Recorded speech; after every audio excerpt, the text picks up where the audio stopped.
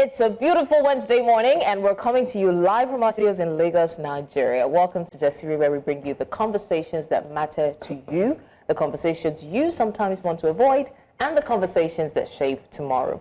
Now, I can't remember who said it yesterday, but the Senator Natasha Akpoti-Uduaghan saga gives us a development a day, almost like a doctor's daily prescription. Defying restrictions, the senator landed in her hometown yesterday. And notes that I said landed. You'll understand what I meant by that when we get into the story later. Welcome to Jasiri. So last week, we started a small series putting the spotlights on ourselves so that viewers can get to know the ladies of Jasiri a little bit better, especially as we launched on GoTV a few weeks ago. Now, Blessings was the first to be in the spotlights. I think it caught her off guard, but we managed. Now, the next lady up on the agenda is a firecracker. Many may recognize her from their screens, but beyond the actress and media personality, there's so much more to her story. Cameroonian-Nigerian, she embodies 2, if not even 3 or 4 cultures, because I don't know how many languages she does at this point, and she does it all with such grace. But don't be fooled, there is much more beneath the surface. Today, we get to know Katherine Obiang. Catherine, what's that your middle name aside Catherine? I have 2 middle names. Yeah, say one you name. used to put. My name is Catherine Eke Tembi Monabang. Hey, Tembi Monabang. Oh, Daddy Monabang. Why did that name stick with you? No, why don't you put it somewhere? I saw it. Yes, it comes out in full, so I have to shorten it because you know in Nigeria we have 3 names. Yeah. But in Cameroon we have 4 names. Cameroon. Yeah, 4 sometimes more. Wow. Tati, how are you? I'm fine, thank you. You're fine? No, like really, how are you? Actually, I'm fine. My energy is up. I'm fine. All right, so start. Ladies who has questions. Yeah. Hey, it is well. My question, and I think I've always been curious about this, right? You are such a breath of fresh air. You smile a lot. You laugh a lot. And it's almost like you don't have any issues whatsoever. So my question is, is this a coping mechanism, or is it your optimistic approach to life? Does it help you deal with life daily? What does it do for you, basically? Because I love it. It's a positive energy. I have not really thought of it, to answer your question, I think I have always been like this. But interestingly, as a child, I was very introverted. No. I observed a lot. My mom, my mom was the Margaret Thatcher. So when she goes off the roof at home, everybody just shut down. So in shutting down, the creative part of me come to play. I'm in a garden. So I created. See how cute. So I created all these. Wow. So I created all these coping mechanisms, like shut down, observed more when I was younger. But I think as I grew, I really dug deep. I dug deep. I think as I grew older, I realized that I'm very sensitive to energy. I don't like negative energy. I move away from it. So inadvertently, I just gravitate to positive energy. So being peaceful. Yeah. But it's a lie. Because if Catherine needs to bring the fire, she'll bring the fire. But she starts with that in extreme circumstance. You start with the priest. You know, this thing you talked about energy. Catherine, you've talked about like horoscopes and things like that. I personally, do you really believe in star signs and horoscopes and because somebody is born on the cusp of this month, this is their behavior and I can tell you a bit about all of you here. I do. Because I think for me, it has to make sense to me. I have to see that it makes sense, and I'm seeing it happen, and I said, oh, that's true, this is it. My son is born on the 12th of June. I said him something that completely described him. He said, no, no, it's not true. I said, but truly, it's not a lie. You know, but he said, oh, I don't think I believe in that. I said, but look at the facts. Do they tell you what it is? And he said, yes. So and that has helped me live my life. So when I do things that I don't understand, why am I doing this? I just know that it's a time of birth and the place of birth and all of that. So yes, I'm big on horoscopes, but I'm also big on energy. Energy. So if I'm positive, I can't stay down for long. I can't. I have my days, but No, I can't. It's like trying to sink a balloon. It will just bubble back up. You know, when I look at Catherine, maybe because I've had the privilege of, sharing with her a little more closely, I just want to know that, what would you say centers you? Because no matter how challenging life is, there's just somewhere everybody goes to inside that you are able to just center yourself. Yeah. Because I've seen you live in different continents of the world. And she disappeared on us for like 3 years. For like 3-4 years. But I find out that even in those difficult, dire straits that you find yourself, there just seems to be something anchoring about you that I do not know visibly. I don't know how spiritual you are, but you've got spiritual things on this table. You're just giving us the spiritual angle, but I don't think it's a churchy thing. What would you say centers you? I think it's a core of my environment, how I've lived. I'm Cameroonian and I'm Nigerian, so in the family, my father is very calm. My father is the sweetest. I'm not because, no, that man is the sweetest. Nothing vexes him.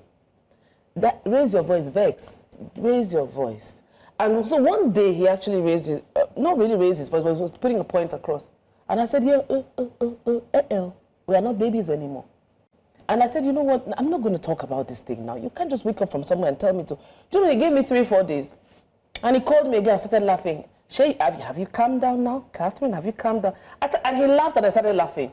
And it was like boyfriend to say, I said, hey, Jerry. Okay.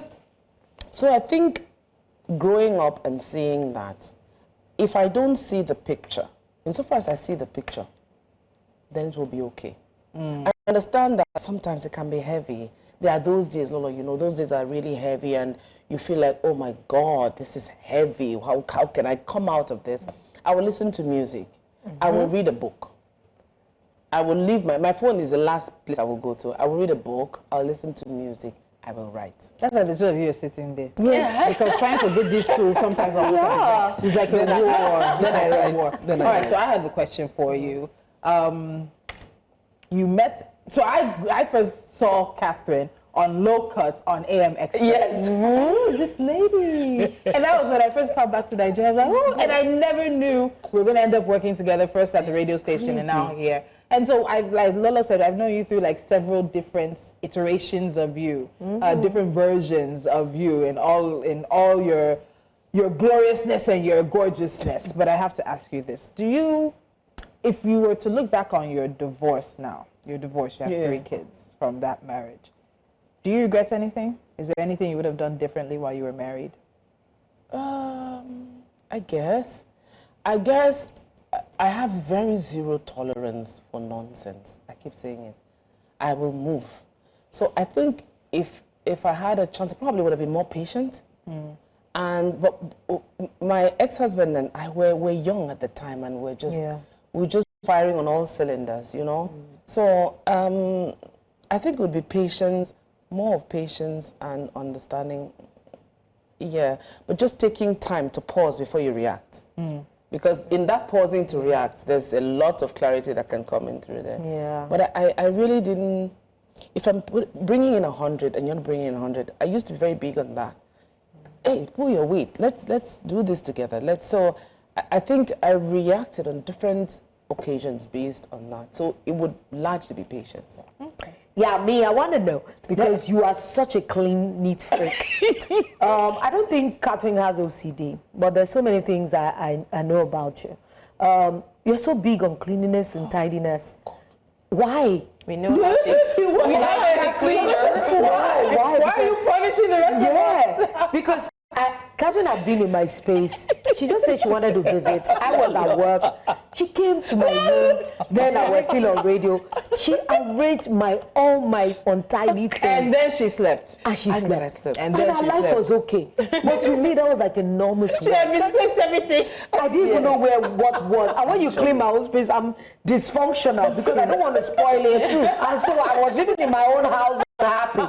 I know. What would you say you pick up your Is it like something you grew up with? Yeah. Because you're excessively tidy and organized as a person. And you have 3 growing kids. Yeah. And that's one. And Catherine is such a hands-on mom. Because I remember early in the years, Catherine would do homework. She would be there to do pick-up. Yes. I don't know. I consider you like a superhero somehow because I had the privilege of looking at you from. So why are you so tidy in the midst of chaos? Jesus. She's like, why? Make sense. Like, And she will not just tidy, she will scent her room. Catherine taught me about incenses, frankincense, candles, things you plug. I never knew such things existed. In my own Ijabugo, in our house, beyond the, you know, that window, hot ball, that my mom can't fall. You throw it into your clothes. That was all I knew. It's okay. Yes. I love, FYI, I love cleaning. This look is what the look Lolo always had when I cleaned. I would say, and Lolo's AC was so cold, it was so cozy. I just couldn't function. There's just too many things in the floor. And I say, okay, no, stay. Lolo would sometimes say, sleep, I'm coming. Let me just finish my show. Truly, I can't. So I think, because my mother has asked me the same question. Ete toffee, meaning that did they do you? Is it some, did they swear for you? Like my mother said, I reminded how my grandmother, her mother, that my grandmother was it. And I remembered when we go to visit after school, when my mom wouldn't pick us or the bus took us home, my grandmother would say, stand outside, clean your feet out. In fact, wash your, go and carry a pail of water, wash your feet and stand there and dry before you carry that. You know, so I noticed that, and then don't forget I have 3 brothers. True. And then when you live in a house with You're the only girl. I couldn't cope. So But it could have gone both ways. You could have become like that. I couldn't. You know, I just had a problem. Guys, I couldn't. So even with the kids growing up, I was perpetually, you know, it's like tidying up behind them. And it's a Taurus thing. Yeah.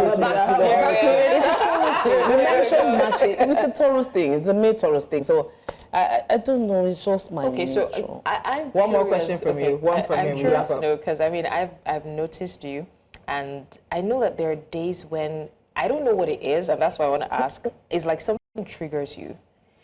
I can't place my hand on it. So what is it that irks you? Because once you are triggered, you say, today is not that day. Yeah. Today is not, guys. Catherine,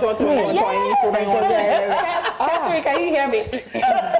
I'm like, you won't even do sound check. Exactly. I think they're just asking you to tell us if you can hear them. Nobody offended you. So what is your trigger? Village people.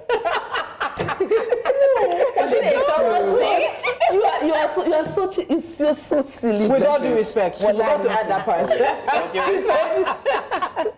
Okay, I think you just wake up. Some days you just wake up when you have a lot of things on your plate and things that spring up at last. I don't like those things. I know that I can't control everything that I go through, but there's some things that just come up last minute. I came in today and I told Lolo, why must I go and drop the little one at school today? Why didn't they just prioritize their calendars?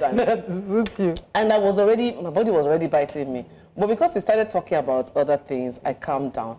But I think largely, when maybe I've done a job, I've not been paid, I have bills to pay, I've not sorted, I have a list to do, things I need to do on a daily. So as income is coming here, and then when that doesn't happen, I'm like, And the rest of us don't talk to me. The rest of us will have collateral damage. And then I talk to the makeup studio, and then I don't want to say anything to anybody. Then everybody's asking me, are you okay? Why?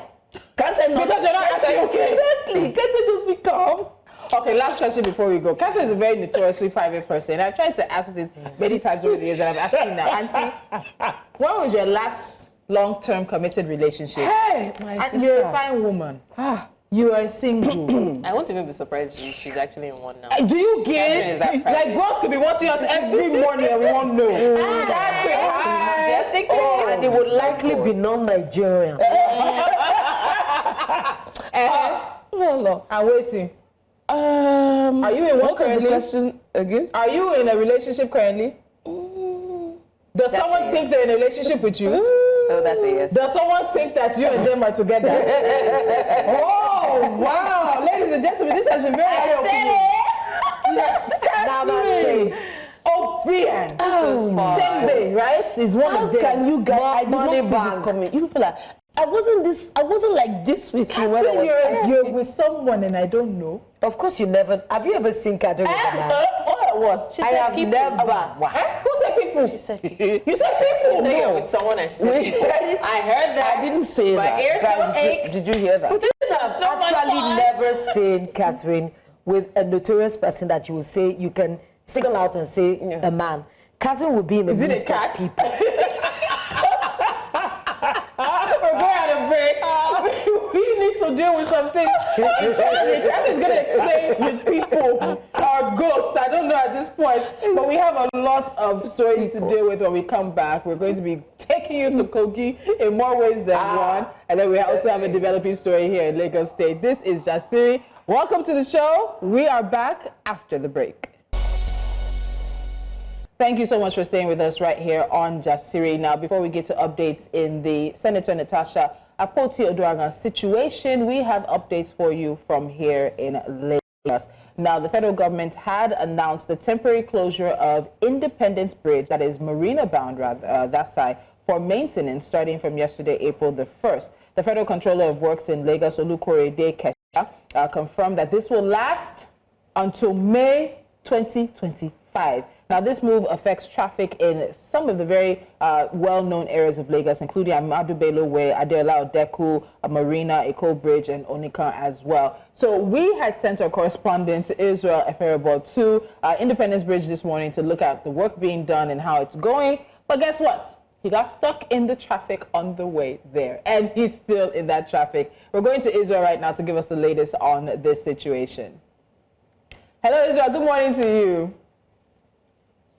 Good morning, Tolu and the rest of the ladies in the studios.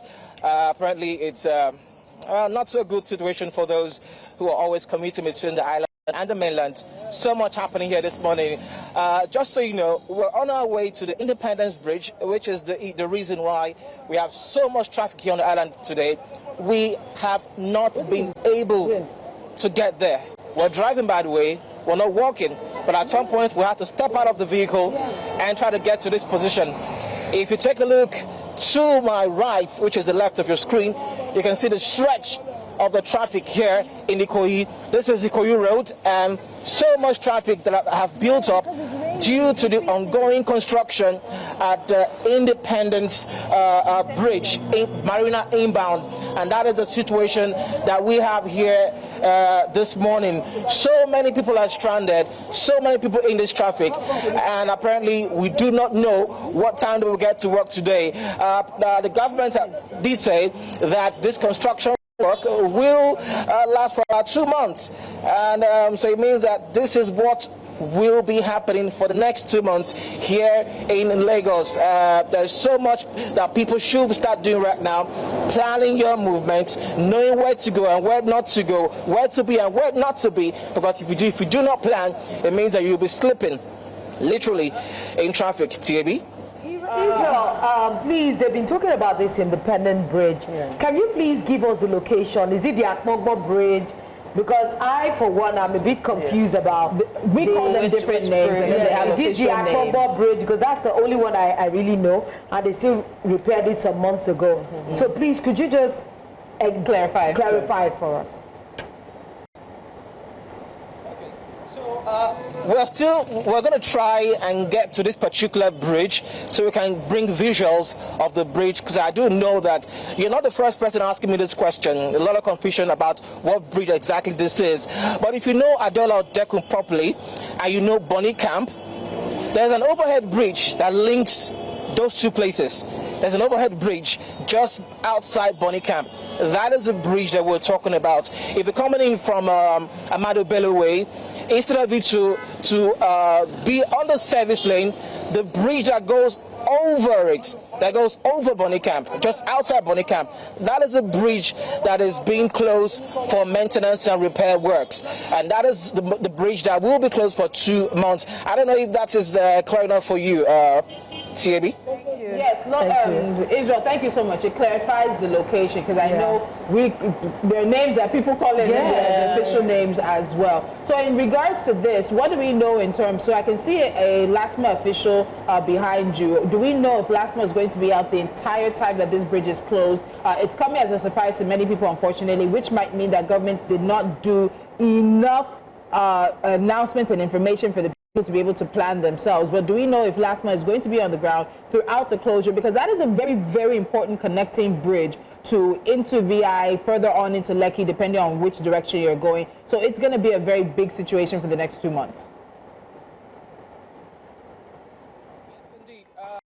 Well, there is a travel advisory. I'll just ask the director to quickly put that up. There is a travel advisory for anyone who is trying to navigate inside the island, on the island.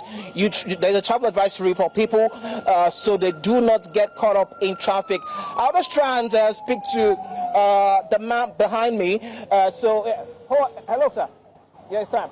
So let's just try and hear what he has to say. He's been trying to go ahead and organize this place so people find their way to work. Good morning to you, live on News Central TV. Good morning.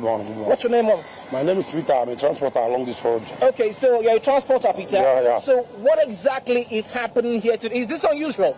Not unusual. There is a construction. Over body camp over there. The road have been blocked. So I just called the last night, my very good friend. So I just need to come down. From my boss and assist him. We have been here over 2 hours. So all the rest officials are even meet to every corner of. That's why the traffic can be able to move a bit the way it is now. So that is it. So were you aware of this closure before today? We have been hearing about it. Most people have been hearing about it. Most people have been hearing about it. So the Obalende was blocked totally. So everybody from Obalende going to Aja, many people are going towards this side. So the traffic is the black man are even walking tirelessly. This is the only person that can be able to they can be able to position here. So that's why I say I must assist him just for a while before I leave. Thank you so much for talking to us. Thank you. God bless you. There you go, Jasiri crew.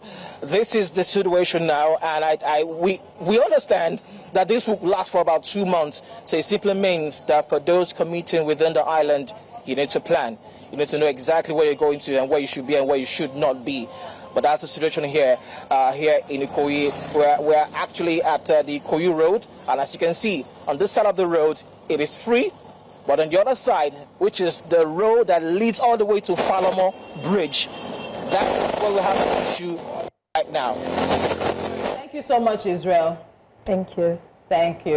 Wow. Man, I don't know. So I got robbed in the process of the multiple maintenances of Eko Bridge that stretched out over 2 years. I can't remember how many hours I spent. And I remember watching Breakfast Central this morning and Benga talking about the economic loss, the economic time loss. Yeah. And I just think we need those maintenance. We need it regularly. But I always wonder, are we actually planning the best way? So I know that Lagos State has these signs, these electronic billboards that you can tell you to make a detour here. And I wish we would have some ways in which we don't wait till people jam the holdup. 3 kilometers back, tell them there's a congestion. This is a potential detour here. Give people signage, because sometimes we jam places, our minds are locked into the normal routes that we take. We just enter the cars and take that route. But if I'm seeing signs that are giving me alternatives, start trying to thin out the traffic and reduce the amount of people who continue to head that way. But I don't know. I don't know. Like now I know that the rains are upon us. It just started raining. So some of these constructions should have been constructed earlier and spaced out. Lagos has been bombarded with a lot of constructions in the last 2-3 years. That sometimes is unbearable. I know that this particular bridge they're talking about now is the one that is just above Bonicam. And now it's affecting Oniko. It's affecting Falomo Bridge. So a lot of sensitization needs to be out there. Because if this road are totally blocked, why don't they put those, those red the concrete barriers, the concrete barriers. The concrete barriers, so that even if you want to go through, you can't. Because sometimes if it's just human blockade, sometimes people still want to barge their way through, and before you know it, a traffic lockdown. It's just like that Access Bank Marathon Day. I was caught in the middle of it. I was so upset that day, even though I know they said they've done a lot of sensitization, but still, it still makes life unbearable for people. And the hour was already this morning. Look at and they're still exactly. So I'm wondering, how do you want to? That means you can't come in. If you're going through Falomo, that means you have to go through that Falomo bridge to enter Ozumba. You can go through that. But if you do that, you're still going to meet the people who are blocked on Ozumba because ahead is where the bridge is. Yes, where the bridge is. Blessings before. So I do agree with what Tolu is saying. I think that they made a little effort in that direction when the Third Mainland Bridge was closed. You know, they put signage saying alternative bridge here and there. But I feel like they should work towards more alternatives because Lagos is a heavily populated place. When Third Mainland Bridge was closed, that Eco Bridge was flooded. So if these kind of things are coming up, I think they should spend at least 2 months prior preparing other alternatives, because what you're just doing is redirecting the massive traffic to somewhere else. And then again, the timing, because when they started even opening Third Mainland Bridge, when one side, there was one time that one side would be open, one side would be locked. The timing was not right because they said that one part of it will be open at 12. That means people coming can come at 12, people coming here can come at 12. So there's a clash. So I think that proper structuring still needs to be put in there. All right, we're going to take a quick time out and take you to Lekki. I said Lekki, to Kogi. When we come back, we head to Kogi. Stay with us. I would have liked that. It's because I wanted to fly. I want to fly to Kogi. Thank you very much for staying tuned to us this morning. We are at News Central TV on all our social media platforms, so do well to join us there. Now, yesterday, the 1st of April 2025, Kogi Central witnessed something when Senator Natasha Akpoti-Uduaghan defied all odds, restrictions, and roadblocks by literally flying into a constituency to address her people. It wasn't just her presence that captured national attention. It was the allegations that she dropped. Joining now is Farouk Garber, a political commentator and a member of the Kogi Central constituency, who was there yesterday. Farouk, welcome to Jasiri. Thank you very much. Thank you for having me. An absolute pleasure. Thanks for joining us. Good Now, Farouk, we understand that the state government had banned rallies and public gatherings the day before Senator Akpoti-Uduaghan's return to her hometown, citing security reports. In a statement on Monday, the Commissioner for Information, Kingsley Fanwo, said the move was to prevent any form of security breach that might destabilize the state. He also added that intelligence reports indicated that some persons were planning to stage some violent rallies in the guise of political and religious agitations in Kogi Central. Now, my question is, were you concerned about security around the senator's report? Of course, good morning. Not just me. We're all concerned about the security reports and the statement released by the Commissioner of Information, Mr. Kingsley Fanwo. As it has been their tradition, the state government and the security apparatus are always privileged to have information on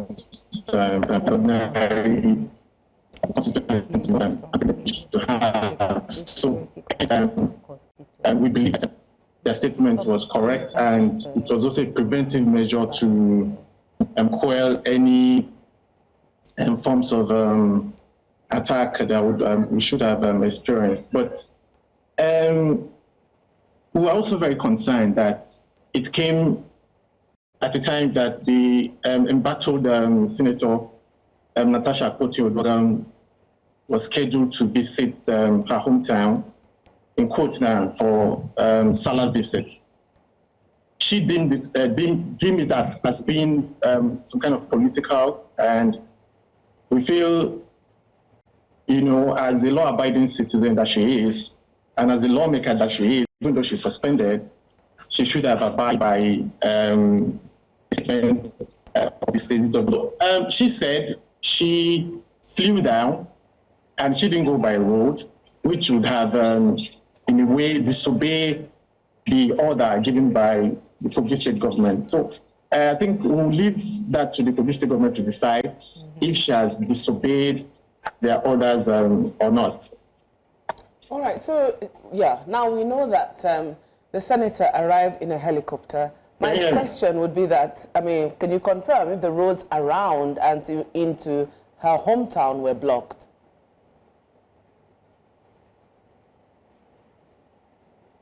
Farouk, can you hear us? Can you hear me? Yeah.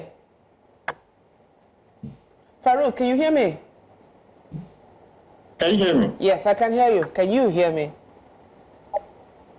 Okay.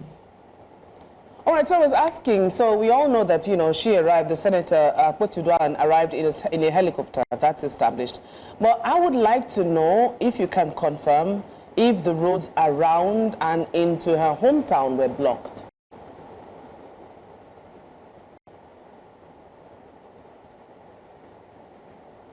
No, you want to hear me? All right, so I think we're having some technical issues. Can you hear me? Can you hear me? Yeah, but we also have on standby. We have on standby Sagir Ibrahim, who is our correspondent, who was in Kogi Central yesterday. I don't know if we can go ahead and talk to Sagir now. Let's see if we can still work out the technical issues with Farouk. Is Sagir on standby? All right. Good morning, Sagir.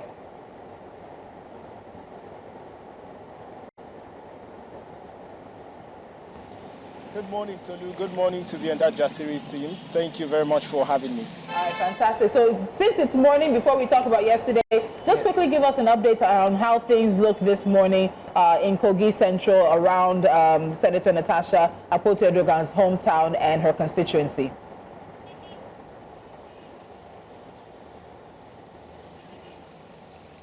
I think the word to use would be normal.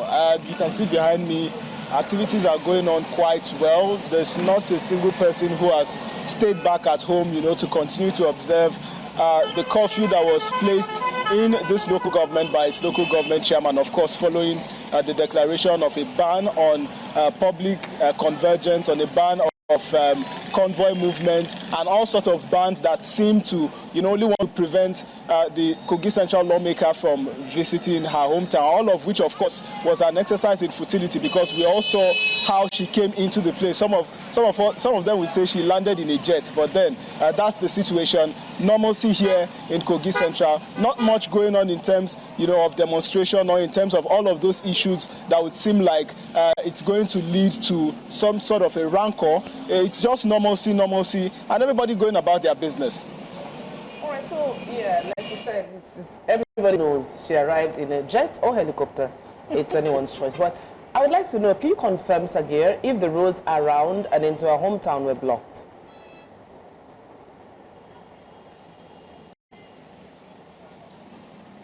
Okay, so you know, we came in yesterday towards afternoon. So when we came, yes, we encountered some roadblocks along the way, but I wouldn't describe it as one that was placed to prevent vehicular movement in and out of her hometown. I think it was just the routine checkpoints that are stationed across different parts of the road, of course, to ensure security remains, of course, intact.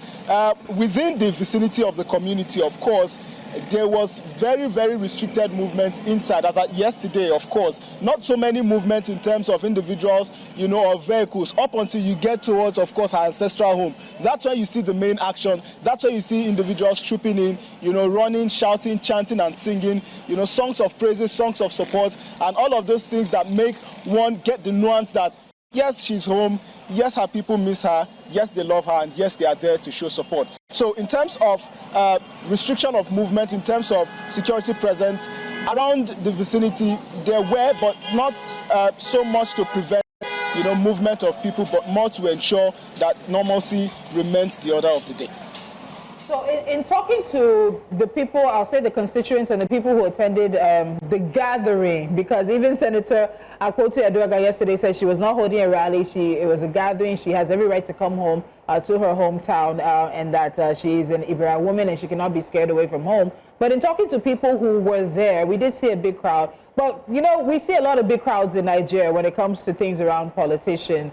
So in terms of talking to the people there, what is their general feeling towards her, and even particularly the recall process that is now ongoing as well? So tell us about what the people told you, Sagir.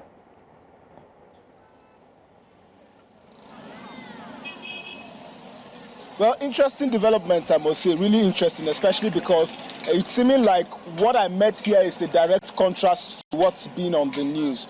For instance, she seemed to have done the direct opposite of all of, those issues, or would I say, those checks that were put to ensure that the rally did not happen. So there was a ban on convoy movement, she came in a jet. There was a ban on public gathering, she gathered the individuals in her house. So it's not looking like any law has been broken, as she said emphatically. You ban public gatherings, I had a private gathering. So you cannot, for the life of me, come complaining that I did not order, I did not follow, the law, or I did not obey the law of the land. Talk about whether the crowd was rented or not. From what I saw yesterday, it's really, really difficult to assume that the crowd was rented, especially because of the number, especially because of the uniformity in the chants, and also, you're in a crowd and you get the general mood and the general ambience of a crowd towards those, who are moving the crowd. It's just like a music concert. If you're in a music concert and you're certain that the people are enjoying the concert, you would know that because they move to the gyrations and the vibrations of the artist that's performing. That was sort of the feeling that we got yesterday when we were at our country home. She moved her hands this way, they move their hands likewise this way. Wow. She waves the other way and it goes the same way. She sings a song and they complete the lyrics. So how else and how then can one conclude that it's a rented crowd or it's a direct show of love, if not by seeing, them move the way she moves and them accept her, sing for her, support her, and of course show the love. Some of them were even crying, during this appearance, I must say. So it's really difficult to say that the crowd was bought. It's really difficult to say the crowd was a rented crowd because of what we saw yesterday. Interesting. I just want to ask that throughout the meeting, the gathering that she had, was there any form of violence at all? Did any fights break out? Was there anything that you say was contrary or something they didn't expect? Because this kind of gatherings, they will say that some miscreants or hoodlums infiltrated. Was there any infiltration of any kind?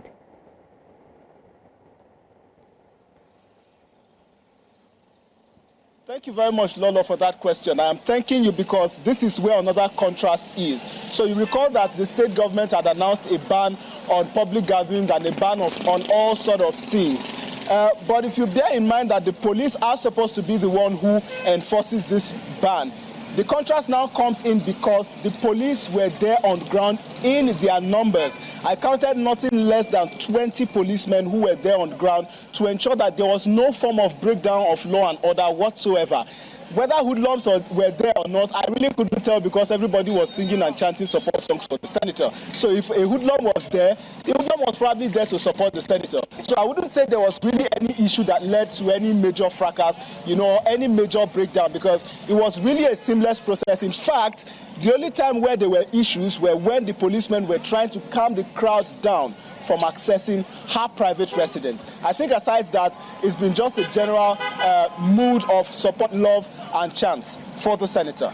All right, so again, we're going to go on a quick timeout. Just hold on. We have a few more questions for you before we wrap things up with you. So just hold on. We have a quick timeout, a few more bills to pay, and then we come back. Stay with us. All right, so while our focus is on Kogi this morning, we're also covering the Edo State Governorship Tribunal that is meant to deliver judgment today. The three-man panel sat on the petition filed by the PDP and its candidate Aswerieme Ihodalo against the election of Monday Okpebolo of APC as governor of the state. So the PDP and Ihodalo rejected the declaration by the Independent National Electoral Commission, INEC, that Okpebolo polled 291,667 votes to defeat Ihodalo, who garnered 247,655 votes. The PDP and Ihodalo had then approached the tribunal seeking to nullify Okpebolo's victory. Situation got messy when supposed copies of the purported judgment flooded the internet. We have a correspondent standing by for the latest from that tribunal. There's just so much going on, but we digress. We're taking you right back to the matter at hand.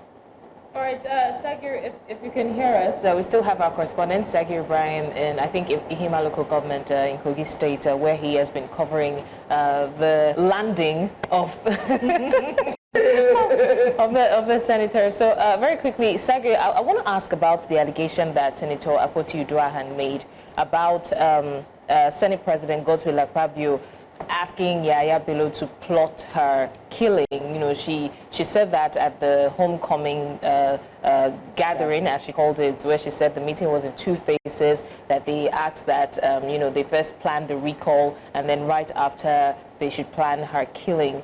How is this allegation sat with the constituency?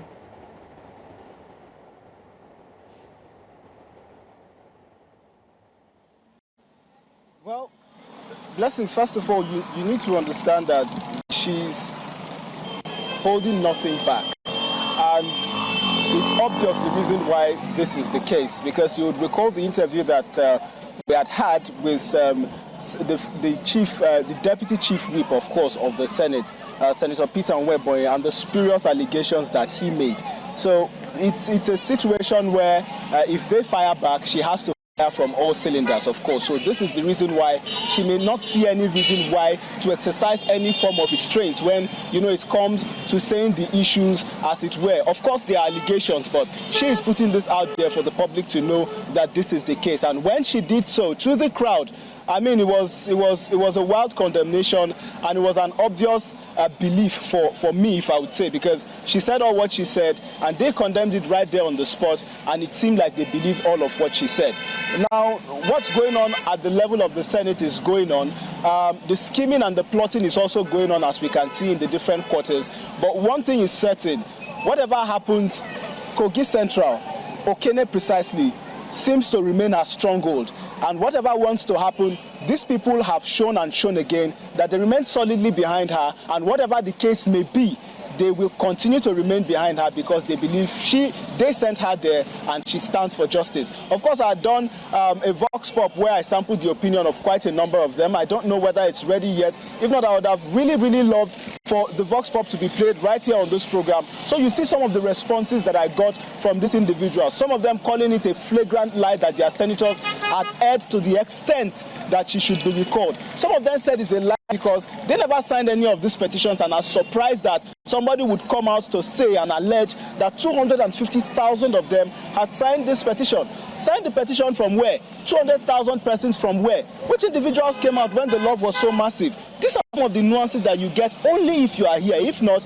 you continue to speculate and ask yourself the questions whether it holds any water and whether she is indeed going to be booted out of the Senate, and all the form of scheming is going to be affecting her and she remains a victim of these issues. But then we can only wait to see how the situation develops. She has made the allegations. Let's see whether she has evidence to back up her allegations with facts. So again, before we let you go, the Vox Pop will be ready for the news at 12, so people can tune into News Central now to get a feeling of how the people in Senator Akpoti-Uduaghan's constituency feel about the recall process. But right before that, the Kogi State government has formally now reported her to security agencies, accusing her of inciting violence and violating a state-imposed ban on political gatherings. Commissioner for Information and Communications Kingsley Fanwo, in an interview this morning, said that the senator's actions demonstrate a pattern of lawlessness and pose a security threat to the state. He emphasized that she should be held accountable for any resulting unrest and violence in the state following her homecoming. He said, and I quote, "She has no respect for rules and laws. She is known for lawlessness and consistently incites violence in the state. She would be held responsible if her actions result in any violence in Kogi Central in any parts of the state," end quote. So, Sagir, in looking at this response right now from Kingsley Fanwo and the quiet that you have showed us in Kogi Central, what do you think is next? And are we hearing anything else from the state government under the administration of Governor Ododo?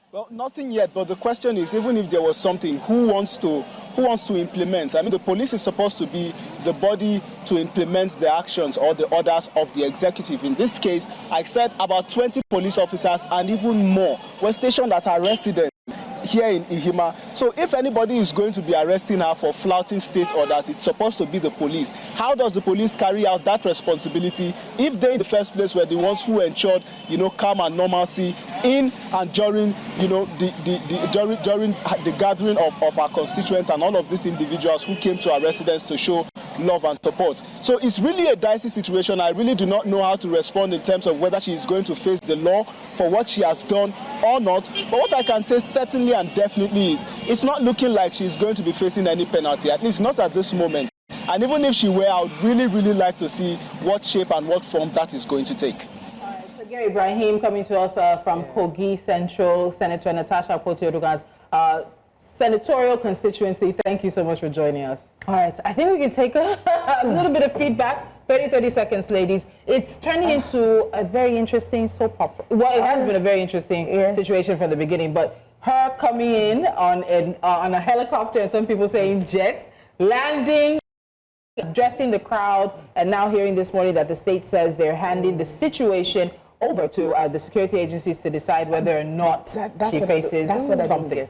It's as if you have that child in class that everybody's afraid of, and you go and report, teacher, look at Eme. Eme is not listening to what we have been telling her. So the reporting and it's a bit childish to me. Yeah. And then you go and you make a mountain out of a molehill by saying, you go the distance of saying, if anything happens in terms of violence or anything in Kogi, hold her responsible.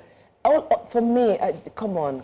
But honestly, if there's anything that I'm proud of, I'm seeing a wave of resilience, with the case of Miranda, that's her name. And then this, I see that women are no longer just backing down, right? We know that women have faced these kind of challenges for the longest time, but what we're used to, the norm is they get tired at some point and then they back down. To be honest, even if this doesn't go in our favor at the end of the day, because it's looking very difficult already, it's already a messed up situation, and eventually they're going to want to fight the Constitution or fight with the Constitution. But even if it doesn't go her way, she has shown that kind of resilience. She has, a lot of people are now saying he's giving Nigerian John Wick, he's giving this, so she's giving, she's given the youths that energy that they have been looking for, and this is not just about women, it goes beyond women. She's showing a kind of stronghold that the youth are actually looking forward to. We can actually fight the system. And I know 30 seconds, even less than 30 longer. Honestly, I'm just excited to be living in these times where I see a woman pushing back. Whatever the outcome of this situation, I know that she has indeed stepped on some toes and they felt the pain. Yes. And if you feel the pain of a shoe on your toes, you will move. It's a stiletto. It's a stiletto. And I can see the hole digging deep. And honestly, I'm watching. I think we're all watching. We are all watching, of course, and we'll continue to watch how this situation and many others across Nigeria play out. As we told you, at 12 o'clock, we have News Central Now. We'll have updates on the Edo Governorship Tribunal judgment, as well as the latest from Kogi. Thank you so much for joining us. We'll see you guys tomorrow at 10 a.m. West African time. Our therapist, our psychologist, our psychiatrist is going to be back, and we continue the conversation about pornography addiction. Do stay with us.